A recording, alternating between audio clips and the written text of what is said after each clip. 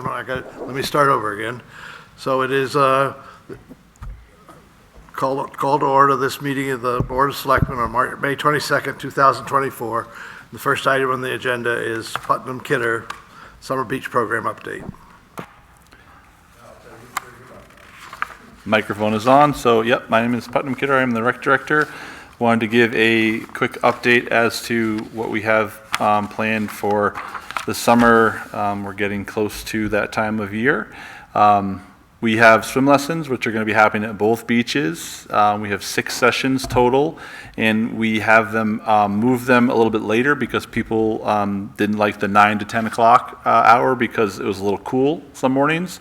So we're doing them from 10 to 11 to have things warm up a little bit, and then also offering the option of 5 to 6 p.m. because we got some feedback from people in the survey saying they would like to have those after work hours. So we have, of those 6 sessions, it's still pretty early. They don't start until July, but we have 25 folks signed up for those. And we have a lead instructor that's going to be doing most of the programs. I'll be helping out a little bit. And we have some lifeguards who are excited to be helping do that, so we're really excited about that. Speaking of lifeguards, we have approximately, give or take, 13, 14 of them who are going to be starting their training later next week and then into the weekend of the 1st, 2nd, and 3rd. We have a lifeguard trainer who does this for his job. His name is Len Angeli. He's been working with us for the last few years. And he is the person who can certify them in all the skills that it takes to be a lifeguard with CPR, working the ADs, rescues, all the things that go along with that. Ours is a little different in that we have a waterfront section as well, because a lot of times you'll get a pool certification and we need a waterfront because we are on a beach, so there are a few things to consider there. But we will be doing that with the kids who need a full certification on the 1st, 2nd, and 3rd. And we'll be doing that at a combination of Hogan and both at the beaches, weather dependent. And then we'll have the kids who need the full certification. We'll go through that over the course of those 3 days. And then the kids who are currently certified coming back to us, which we have several, they do a skills check. We always do a check to make sure their swimming skills are up to date and current and where they need to be. And then also we review CPR, we review saves and things like that using the rescue boards and backboards. So they get a kind of a refresher as well, that we want to make sure that their skills are up to date. So they'll do that as well. Then over the course of the summer, we have 1 in-service training. These are all in conjunction with our lifeguard trainer. 1 that is going to be happening the 24th of June at Buckland from 8 to 10 a.m. We're going to be doing that with the fire department and the police department and New London Emergency Services, and doing some practice with our staff and having them work with those safety professionals to be able to get to know them, and then also for them to learn from their real life hands-on experience and kind of who they might be working with in case of an emergency, so they can get to know our staff can get to know those people who they might be working with. So we've done that the last couple of years, a really great opportunity for them to do that. And then we'll do another set of trainings at Elkins Beach in early August with our guards, and just our guards and our trainer, just as kind of a updating of skills, practicing CPR, talking about any things that have kind of come up over the course of the summer, questions they might have. And then also during the course of the year, I'll be doing a weekly lifeguard training forum with each staff member, that they'll have weekly objectives they need to do for training, whether it's practicing their swim strokes in the water, reviewing the manual, practicing specific saves on their own or with another guard if they're around, and then being able to use some of the rescue boards or backboards, other tools we have. So we'll have kind of ongoing training that they'll be doing. I'll be reviewing that with them to make sure they're meeting those goals for each week. That's really good because we know that some kids might need a little bit more help or practice in certain areas, so we can identify those specific goals there as we do that. And we're really excited to have a great summer at the beaches. We have Strawberry Fest coming up on June 22nd, and I think that's the recap of the summer. The brief recap. Phoebe, you have any questions for Putnam? Have you put in the request for no rain for the Strawberry Fest? That's the first question. Yep. And then, how are we doing with the beach attendants and the, the Yep. duties of the, So the beach attendants, I have 3 or 4 people who are interested in that position. We have one person who's hopefully going to be committed to that. They're a little bit harder than the guards. It's a little more difficult this year for some reason. Seems to be a little trickier to fill. But we would hope that they would be starting, the beaches are going to go 7 days a week when school is out. And then hopefully we would get them online later on into June, early July to do the boat loaning programs at both beaches. okay. That's all I've got. So,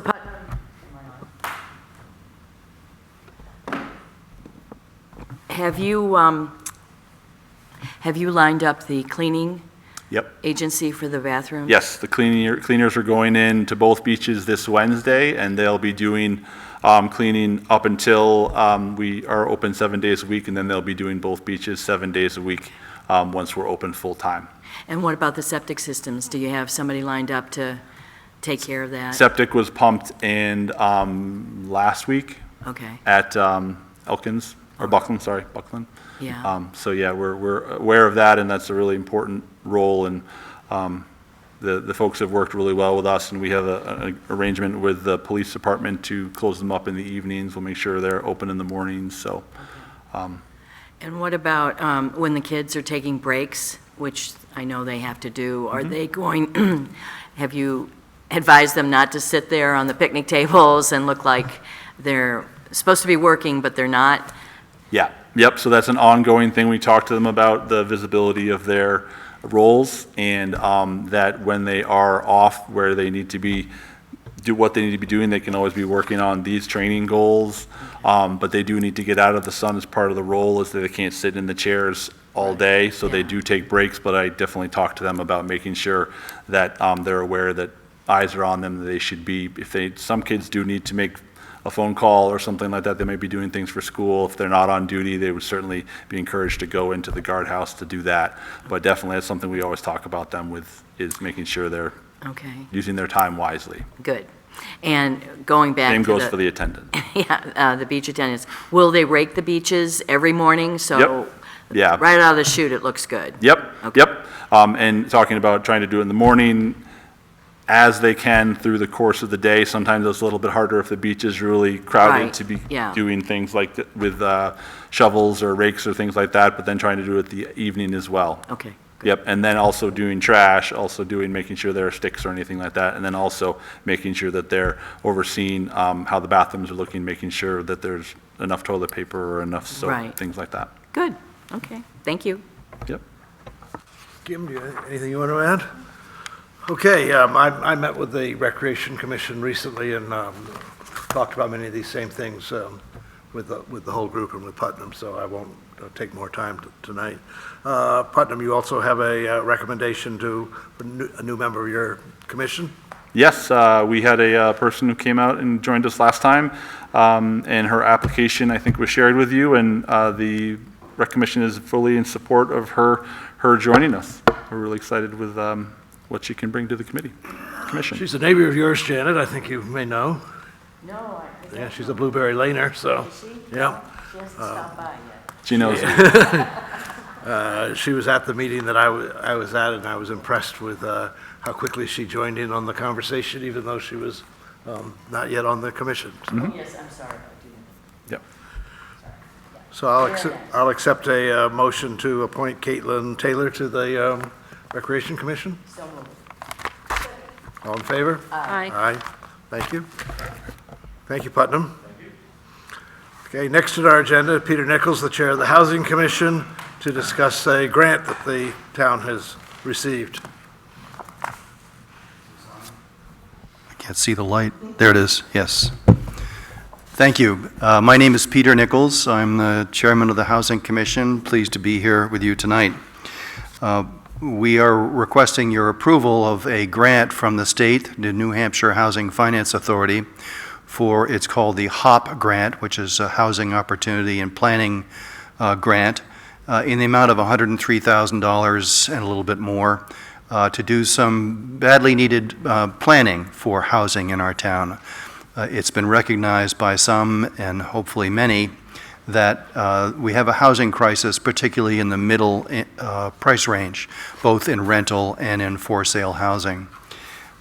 This funding would last for a 2-year period, would be expended by September 30th, 2026, so it's a 2-year planning horizon, which is really quite helpful, because if you dial back in time a bit, in March of 2023, the town voted to approve some zoning amendments to hopefully encourage the development of housing, in particular workforce housing is where that zoning was predominantly changed. In preparation for 2024, the Housing Commission proposed to the Planning Board addition of some clauses in the zoning related to detached accessory dwelling units, which in conjunction with some Planning Board amendments to zoning were voted down by town meeting in March of 2024. The challenge with the voting system that we have, which is a wonderful democracy, and that's what we all enjoy, is that it's a binary response from our electorate. It's a yes or a no. It's not, there's no right-in to explain why they vote the way they do. And I say they, I mean us. We are part of them. We serve the people who vote and are in our town. But they don't have the opportunity to tell us what they really meant by yes or no, in this case predominantly no. So the beauty of this HOP grant is that it allows us the time and the funding to hire a consultant who we've selected, Steve Whitman of Resilient Planning and Design, and Mark Fougere, whom we had hired previously in a prior year, to do some really critical planning and visionary work. In fact, there are 3 phases to the HOP grant that we have been offered. The first one I would call the discovery phase, which is really looking at what do we have in our town? What's the inventory? How many houses? What is the development potential that exists in a particular zone, in a particular size, in a particular type of housing? We can really dig deep in analyzing what we have, a sort of discovery of what we have to work with and where the potential could lie. The second phase I'd call innovation, would be let's do visionary work and figure out what could be. What are the solution possibilities that exist? Think outside the box, listen to consultants give us and show us what different things could look like. And then the third phase I would call implementation, but implementation sounds as if it's specific and as if it's real traction. We may find at the end of the first 2 phases that the implementation is really nothing right now, that we don't want to do anything right now. But let's look ahead to a subsequent year at which we will know a lot more about what the town would like to see. The grant is a reimbursement type of grant. It's predominantly for consultants. Steve Whitman and Mark Fougere will be along with that. And there will be some third-party consultants we'll bring in perhaps for specialties. But it's a large sum of money, and it's very exciting. It's what we need right now to understand better what we need and what our community wants. And I would urge your approval this evening. Thank you. Thank you, Peter. Janet, you, Oh, it sounds great. BB? Yeah, I think it sounds great too. I think it's what people were asking for this year when we were going through the hearings for the zoning articles this year. And I watched the Housing Commission, Planning Commission meeting where Steve and were demoing the software that they've been working on, which I thought was amazing. And I feel obviously as part of this, I think it's about planning for the future, and I think it's wonderful. I appreciate all the time you put into this, Peter. I think it's great. Thank you. Yeah, that program was, Amazing. is amazing what it does, Yeah, and the information you can get from it, so Yeah. thank you. And it's just the beginning. That's with the municipal funds that you have provided for us to keep them working, but that's just a demonstration. They really haven't gotten into this full utilization, which is what we'll be able to use with our full grant. So it's very exciting. And frankly, I was a little bit worried. Steve Whitman is very sought after. He's very high caliber, and I was excited that he stuck with us when we just had a little bit of money to work with. And now we can see him really take off. Anybody in the audience want to have any questions for Peter? Rob? Rob, please come up to the microphone. How will the folks in town Will you get involved? identify yourself for the- Rob Prohl in Elkins. How would the folks in town get to participate in this? Will there be small discussion groups, or how will we get the people in different neighborhoods to be aware of these things? That really is the essence of what we're going to be doing. It's all about community engagement. Part of it is bringing topics to forums and workshops, breaking down to tables of individual groups to solve individual questions and then bring them reporting into the larger conference. But these funds really are to educate all of us and listen carefully as to what the reactions are, so that at the end, when we get to phase 3, we have a really good sense of what the electorate wants. What does the community want? I mean, for example, one of the things I struggle with, and perhaps, and actually the town of Sutton does as well, is what is town character? The master plan describes that the community wants to preserve town character. Well, what does town character mean to everybody? It may mean something a little bit different. So that's just one example, but of course there are all kinds of other questions, like if there were a particular type of housing that would help to solve this crisis, where might it go? Or what type might it be, a cottage community or a townhouse design or what have you. So absolutely the core of this planning grant is to bring topics, bring us all together and listen. And I would also issue a challenge, if I may, to all of us, which is to make sure that we have a great participation, because it's no secret that the percentage of people that vote on these issues is quite small. And we need input from a much broader community to make this a successful effort. So I would ask that all of us spread the word, and when the time comes up for a seminar, a conference, workshop, or what have you, we'll get word out as best we can, but it needs all of us to bring us to these events to voice their opinions. Thank you, Peter. I think it's going to be important to find ways to tell people when these events are happening more than just the town meeting calendar, the town calendar. People tend to wait until somebody stirs the pot a bit to come to meetings.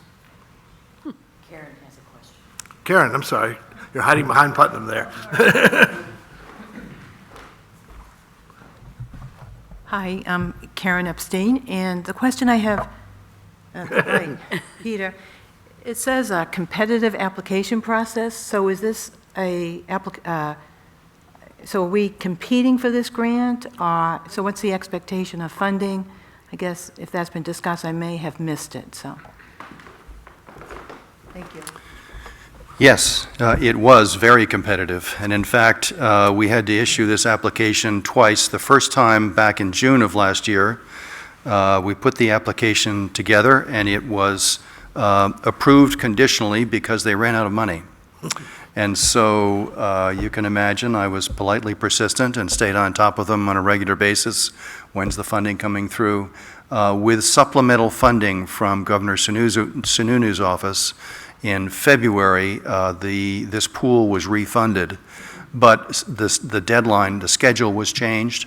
New Hampshire Housing Finance issued a request to revise the schedule and anything related to the schedule in your application. And if it was deemed that your application was substantially different, you'd be removed from the conditionally approved pool and put into a brand new pool.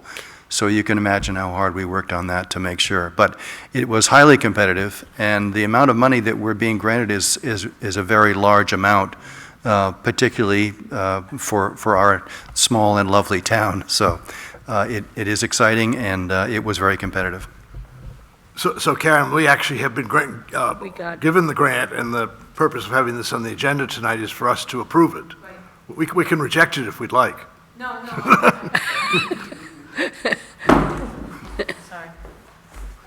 No, I just wanted that clarification. It's kind of hard to follow. These have been in the works for some time, so It has, I yeah. appreciate the follow-through and the update. Thank you, Peter. Thank you. Anyone else? Mary?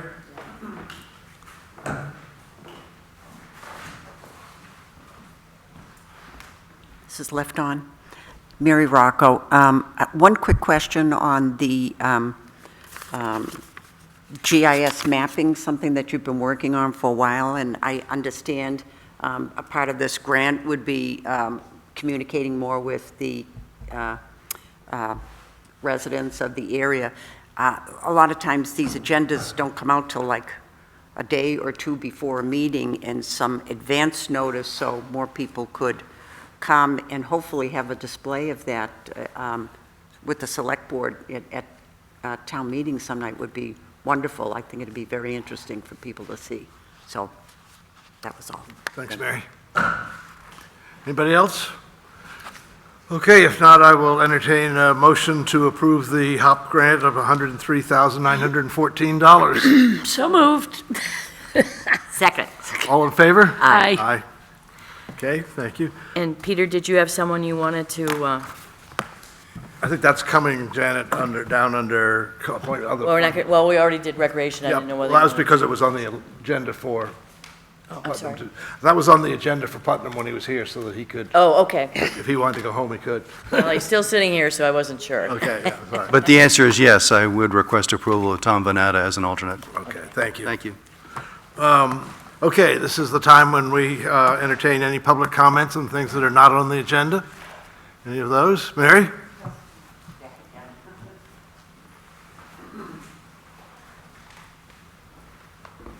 I just wanted to follow up briefly. This is something I had brought up at a meeting before down at the beach. I'm not sure if this is Putnam or the Select Board or whoever does it, but I understand they did do some cutting of the overgrowth at Elkins in the middle there. They took some trees down, they did some trimming, but I think it could use a lot more work.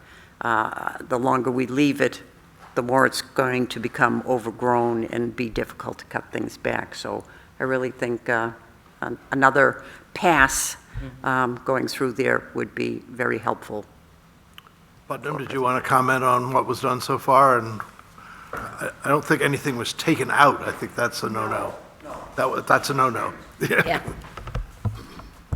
Yeah, I was down there, been down there several times this week, and that was the Department of Public Works handled that completely. So I've noticed it for sure, but I can't really comment on whether there needs to be more, but it does seem like what they did was helpful. Janet, Beatty? No, I mean, Kim and Bob met down there, and we indicated what we thought if rubbish, some of the stuff could be cut down. We know we can't remove things within the water buffer, but Bob said he would try to get as much out of there as he possibly could. So I don't know, he may have been concerned that he didn't want to take out too much. That's possible. Easier to do it twice than to wish you had Right, true. taken Yeah, too much. yeah. Okay. Thank you, though, Mary. We'll keep watching it and keep asking us, okay? Anybody else?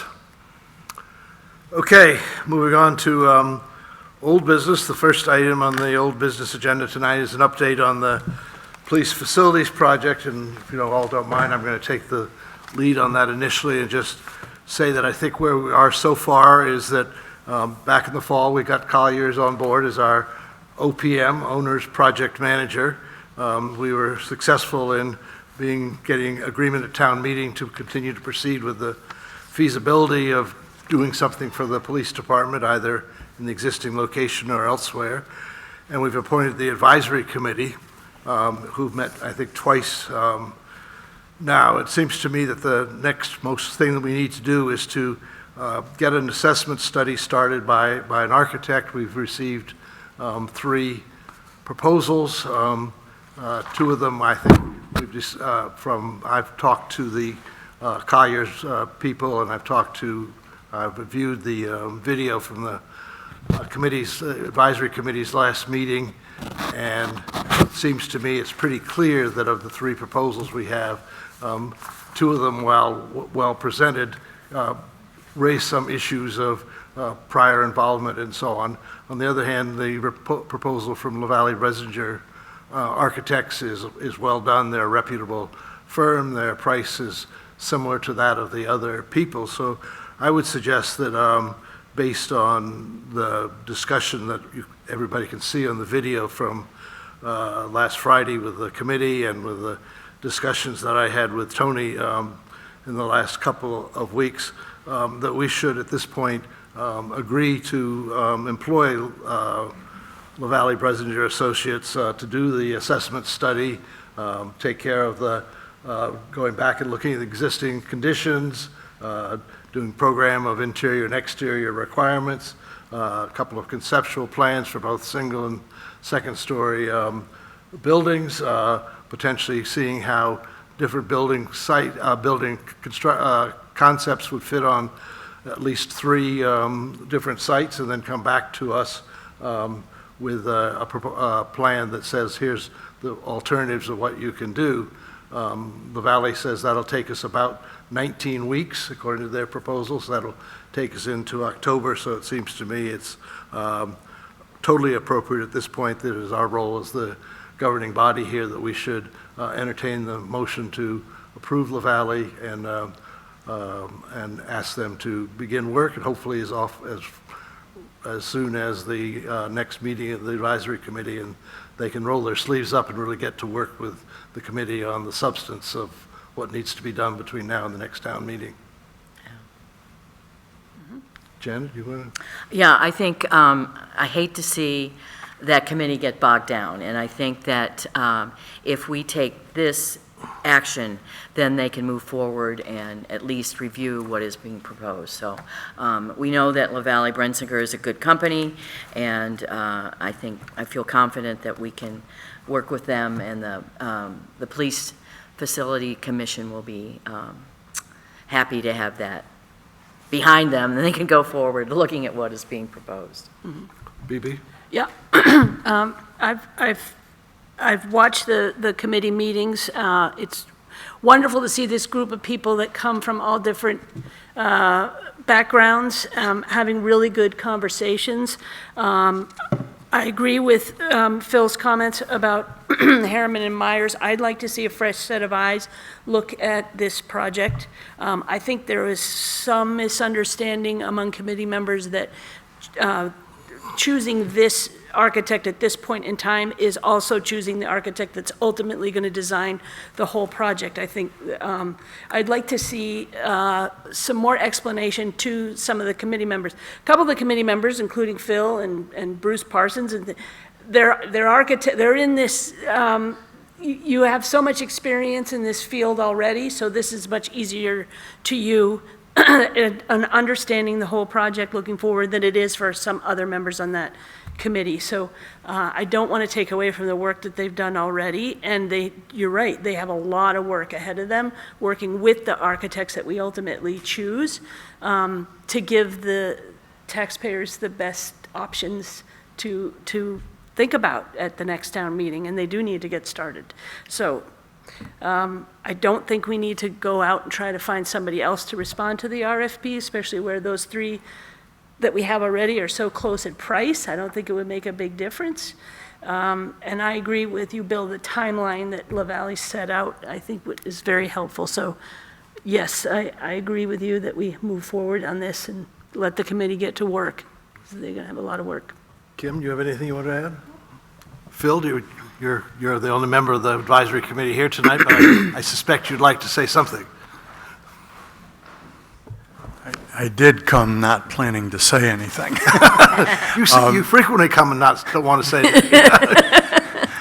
One, as I said it, and I'm just the committee member who happened to show up here tonight. I speak for no one else but myself. I do feel that Harriman and Meyer should be taken off the list. I don't think they ever should have been on the list for the reasons that were stated. I've worked with LaValle Bringensinger in my professional career. They're good people. I have no problems with them at all. But we ought to realize that search for an architect went very, very shallow. The three people that Collier's talked to are all Southern New England people. They said they were too busy. Well, there was not a lot of time or effort put into that. It's certainly your right to keep this moving, and certainly there's somewhere in there's a scheduling issue, although I'm not clear that it's as significant as Tony said it was.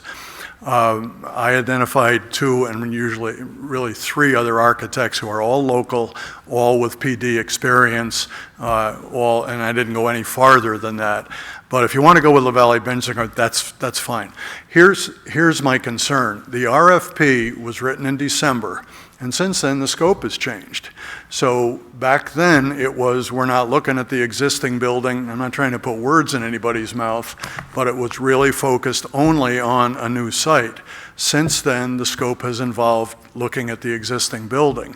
But the RFP doesn't include that other than to sort of say, look at it, but then give us the scenarios for other sites.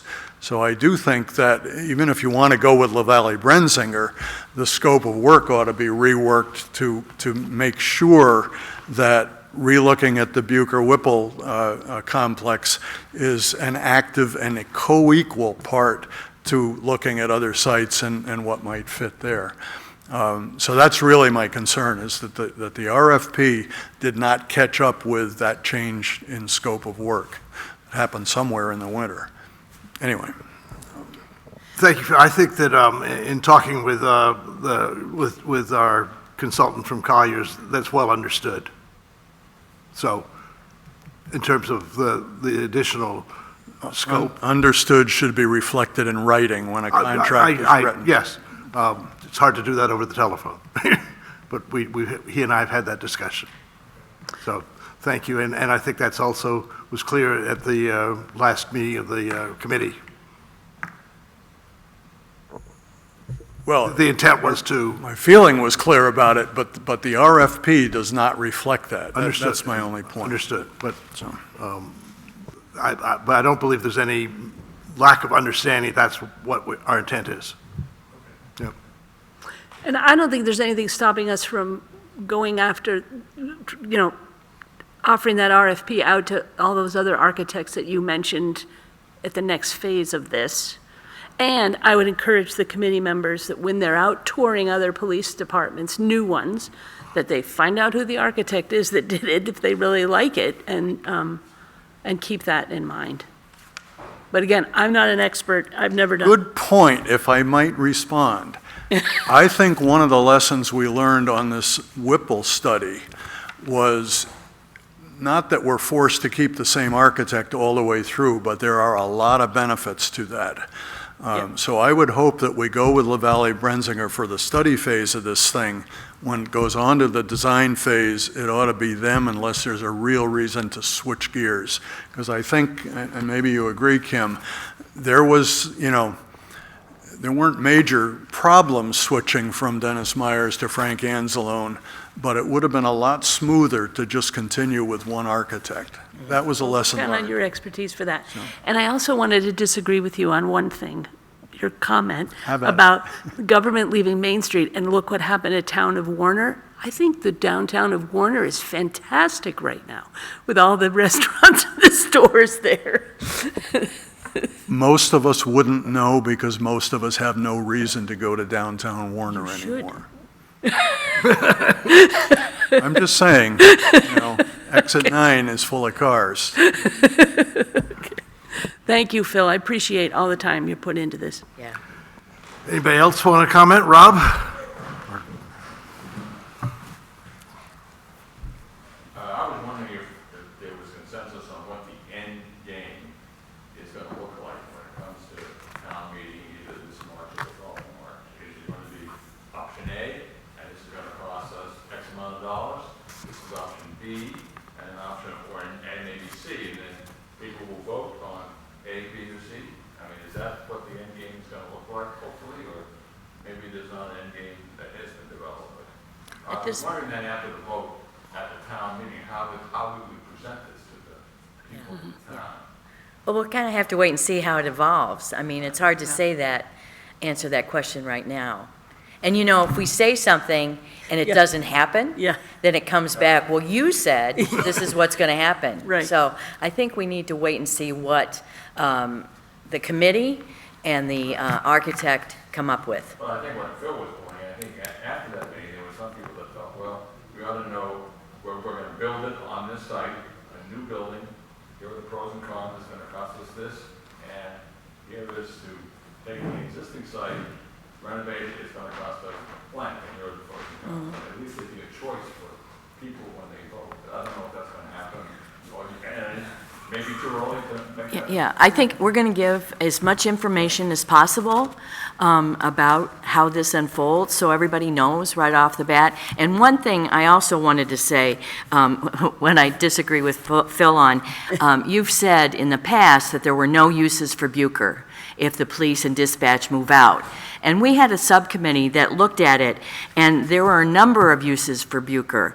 A community center, emergency management offices and storage, a command center, clean recyclables, daycare center, safe storage for voting materials, storage of tables and chairs when we're using this building, an office for the welfare officer, a meeting room, a kitchen, space for town boards and committees, space for nonprofits, a swap shop, and the town may need to expand from the Academy building. At some point, the Academy building may not be big enough for all of the people who are there, planning, finance, everything. So there are a lot of uses for Bucher. We would never want to tear that building down if the police and dispatch move, but we won't know that yet until the groups do their work.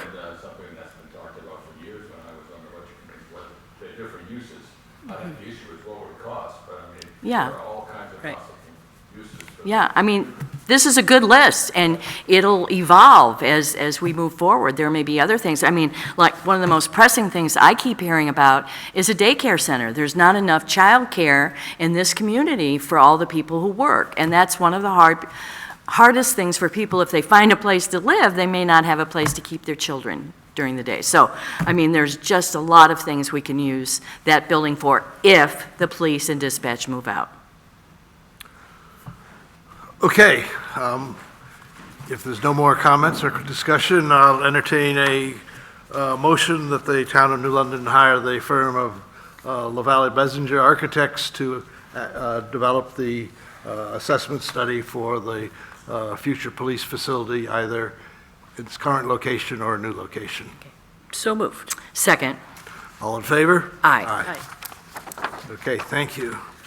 And just to follow up on your comments, Janet, about future uses of Bucher, I might also say there are several themes that come up from time to time as we talk about the building, the police building, but the future use of Bucher and issues related, for example, to the communications, how we manage communications with other towns and so on. Those are items that are still on our agenda, and they're our responsibility, and I expect during the course of the summer, as other things take their course, that we'll come back to those ourselves. Right. But it's clear to me that the advisory committee ought to focus on the project at hand and not on the future of Bucher, and Exactly. not on, how we're managing the communications function for the town. I felt that it was important that if people read the minutes of this meeting, they understand that, we're not tearing down that building, no matter what happens, and that there are possible uses for it, a number of possible uses. So I wanted to get that in Great. the minutes. Okay, next item on our agenda is discuss the community gathering on June 27th. At our last meeting, we had a quick rundown of a list of things. Kim's provided us with an update of that. You'll notice, Bibi, that we've got septic systems on there now, and I think the only purpose in having this discussion tonight at all is to just make sure these are the basic places we want to be, and make sure that we have enough time to give notice to the people at Collier's, hopefully the people at perhaps at LaValle, people related to housing questions and so on, to be sure they're going to be present on June 27th. I think at our next meeting, or the meeting just before this, we'll dot the i's, cross the t's, and Yeah. figure out the order in which we talk and so on. Right, and who's responsible? And who's for- responsible. Yeah, But this is okay. just to make sure, to give plenty of advance notice, because it'd be too bad to say, well, we want to talk about the HOP grant and find out that Peter's not available. Right. Right. Right. Okay, So that's good news, and that's something we ought to be sharing with the right, town. absolutely. And certainly, we wouldn't want to talk about the police study and and not have both Tony there and as many people in the advisory committee as possible. Right, So, yeah. And perhaps you can give a snapshot of the software as Mary just suggested at that community gathering. And yep, I've already talked to Elizabeth Harper, and she's on board Yeah, to good. speak that day. She's got it in her calendar. And the sort of topic updates, we don't know at this point, will there be anything to talk about on the water main? What's going on with the library, have a new director they want to introduce, et cetera, et cetera. Might the new superintendent of schools be there, and so on, but we'll worry about those things as we get closer. But I think that was helpful for you to bring up the septic thing last meeting, and I think that all worked out well. Good. Okay? Anybody else want to talk about the June 27th? Peter? What time would that meeting be on the 27th? 8:30 in the morning. 8:30 to 10 o'clock or so. And it's a, Pardon? Coffee and pastries again? yeah. At least. At least. Why is it a Thursday instead of Friday? Was there a reason? Because it's going into 4th of Going to July 4th of weekend. July week. Oh, I okay, asked the same question. Yeah. okay. I'll be flying in the night before from Toronto.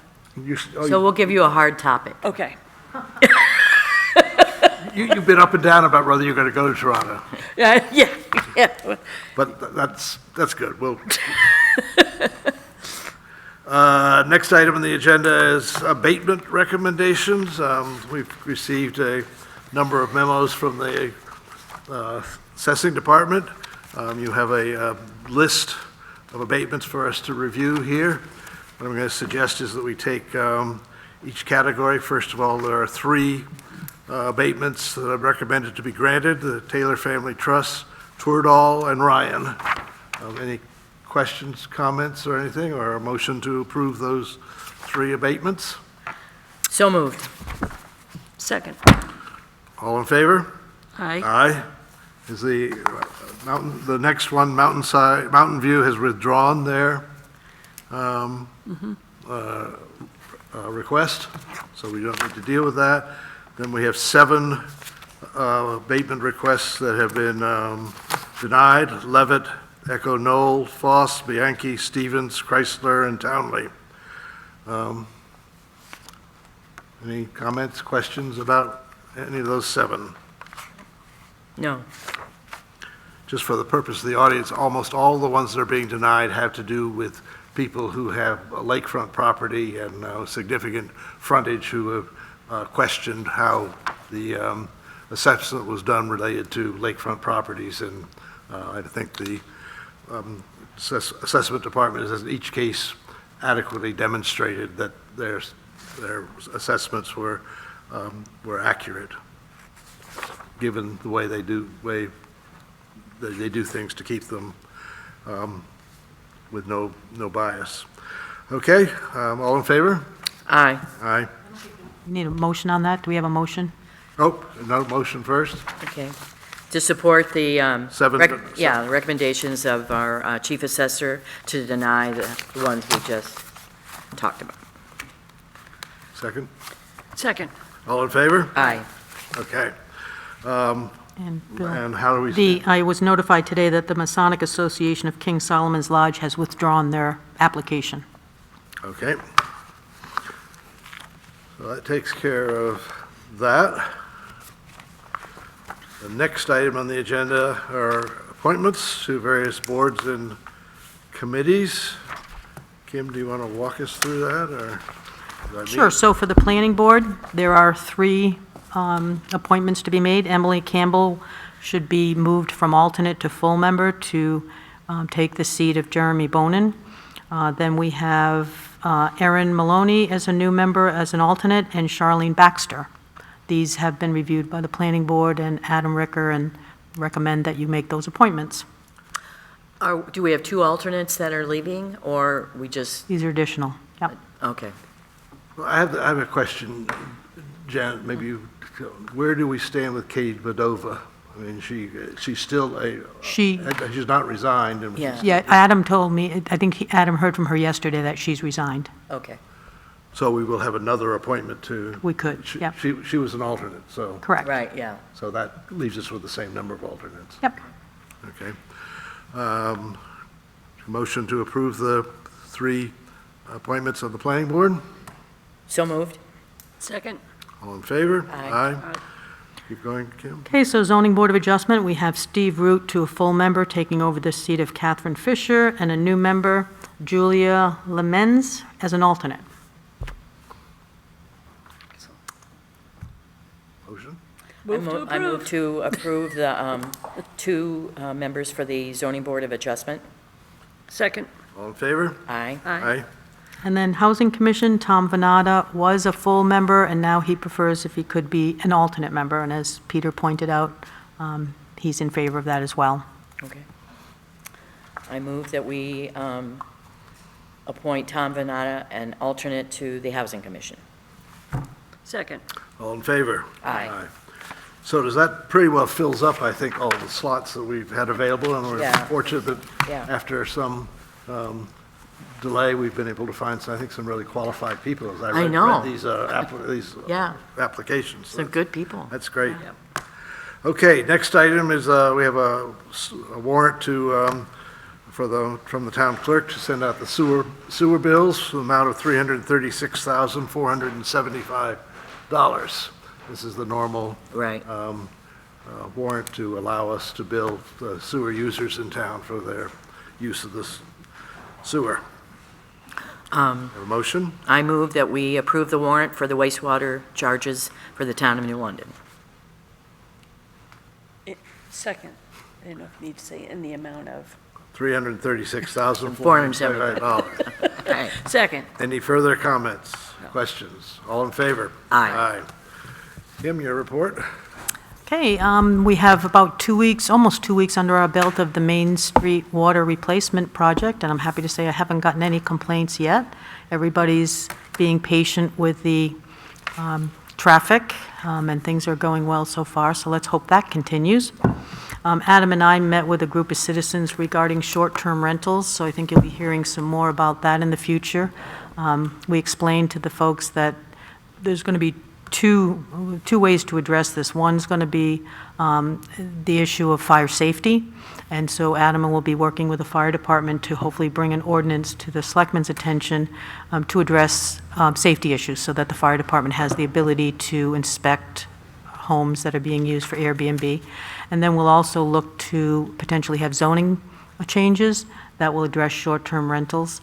New London doesn't have as many as some of the surrounding towns, but we had an incident a couple of weekends ago where an Airbnb in a neighborhood had lots of people, which of course is distressing to the neighbors. So you'll be hearing more about that, and you may hear it from your constituents and neighbors. So we're on top of that, and we're looking into it. So we'll probably be contacting attorneys that are working in this area, because we don't want to have an ordinance adopted at town meeting that ends up being unenforceable, or that lands us in court and not being able to enforce it. So we have the benefit of seeing what's happened in other towns, so we'll be looking at that. So that's all I have.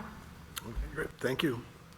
Janet, any meetings? We had the fire wards meeting and went over the number of calls they had, that sort of thing. They even had a bomb scare at Colby Sawyer, but there was no bomb. I shouldn't mention that. And they said that they're going to need a new tanker, but they think they have enough money, adequate funds for a new tanker in their capital improvement program. The owl, I think I mentioned it the last, and I mentioned the owl before. When John Kiernan was picking up rubbish along Route 11, he found an injured owl. And a couple of members of the fire department came and helped him Gather the Owl, and they took it to, I think it's Henniker, where you can, they rehabilitate owls and that Owl sort of thing. farm. And the owl's doing well. So I think people were concerned about that.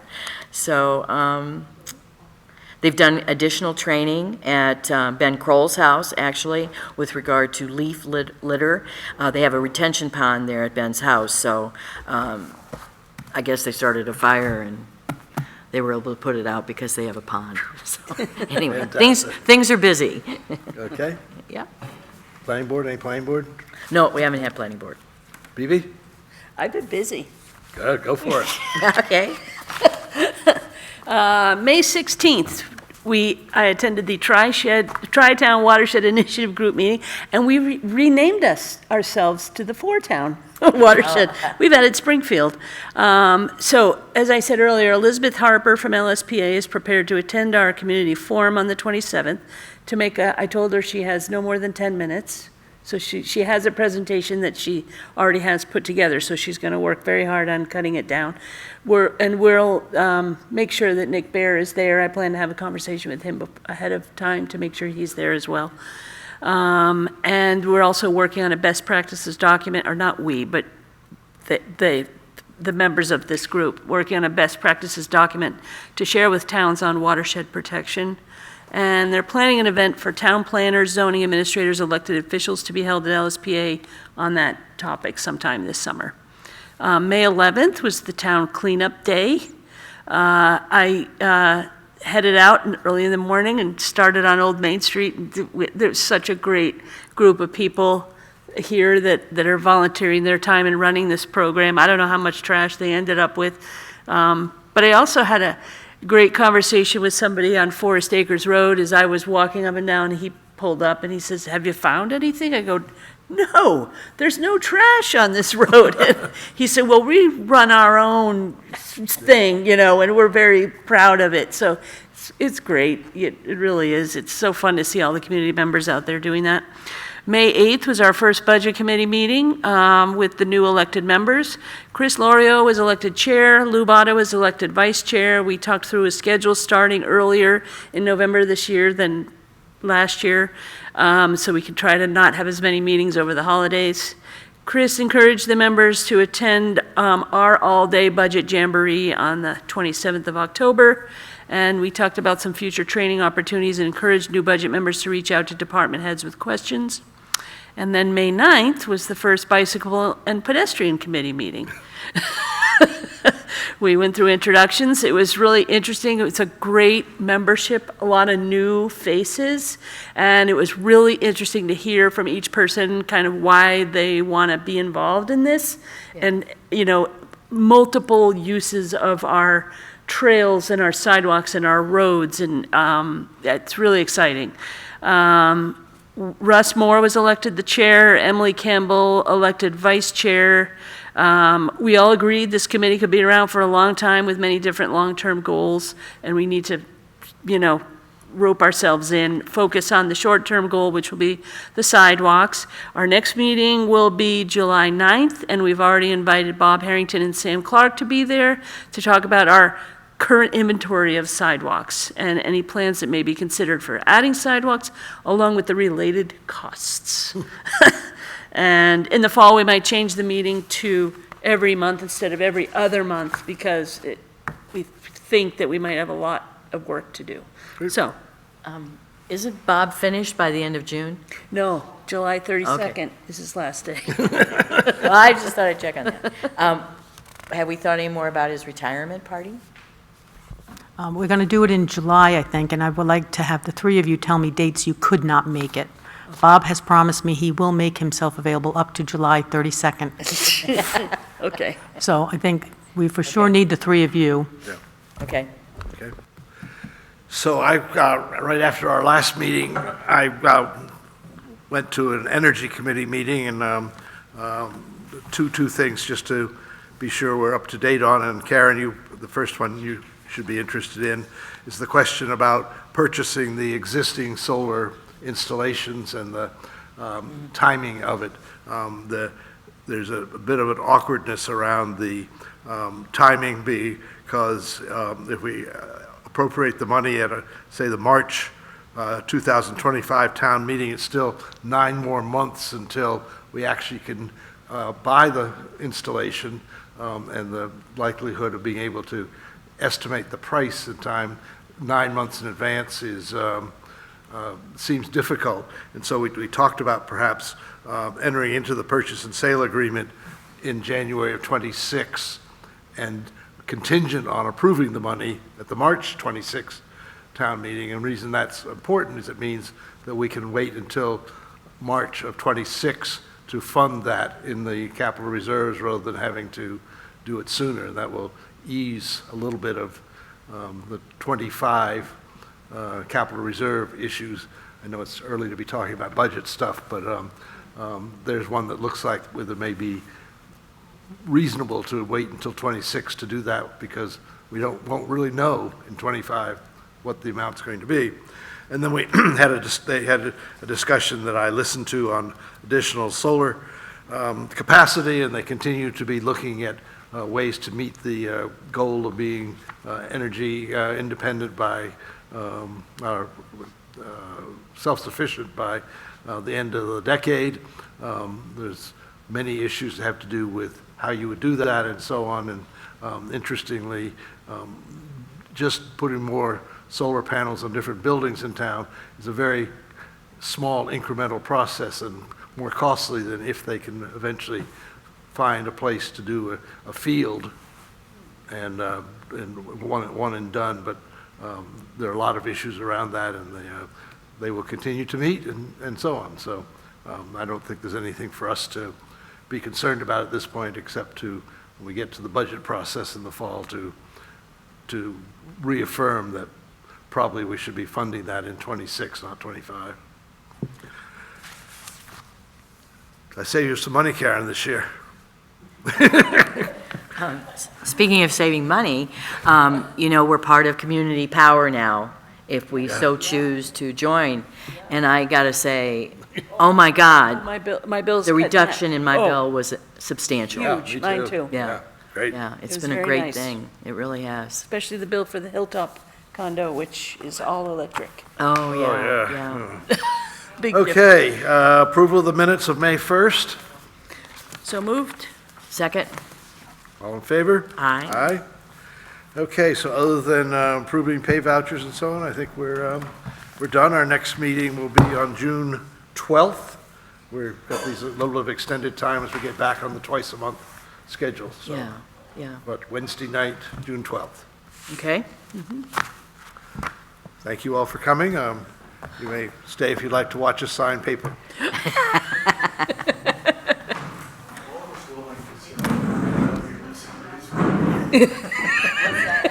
No, maybe you and I can go have coffee